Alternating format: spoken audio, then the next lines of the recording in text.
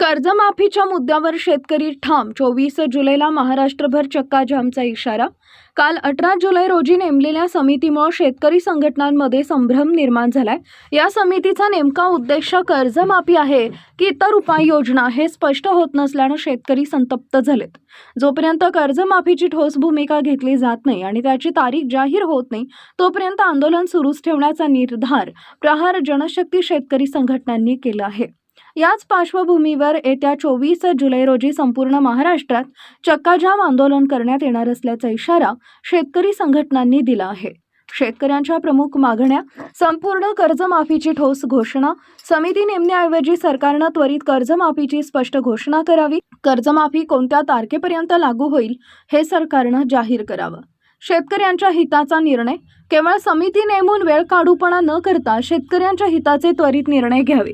या आंदोलनामुळे राज्यातील वाहतूक व्यवस्थेवर मोठा परिणाम होण्याची शक्यता आहे. सरकारने यावर त्वरित लक्ष घालून शेतकऱ्यांच्या मागण्यांबाबत स्पष्ट भूमिका घ्यावी अशी अपेक्षा आहे.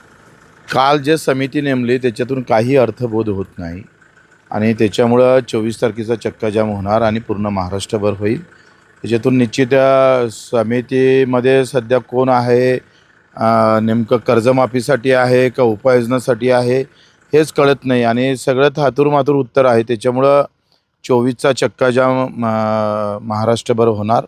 जिथपर्यंत कर्जमाफीची ठोस भूमिका घेतल्या जात नाही, तारीख सांगितल्या जात नाही, तोपर्यंत आमचं आंदोलन ठाम राहणार आहे.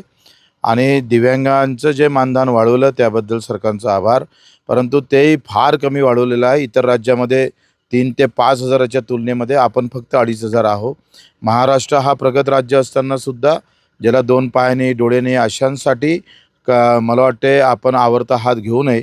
फडणवीस साहेबांचा एकाकडे आभार मानत असताना त्याला अधिक आपल्याला समोर लढा द्यावं लागेल, केंद्रातलं मानधन वाढवून घ्यावं लागेल आणि यासाठी आम्ही लढत राहू जिथपर्यंत आमचे मेंढपाळापासून तर मच्छीमार आणि शेतमजूर आणि शेतकरी हा विषय सुटणार नाही तोपर्यंत आंदोलन चालू राहील. ठीक आहे.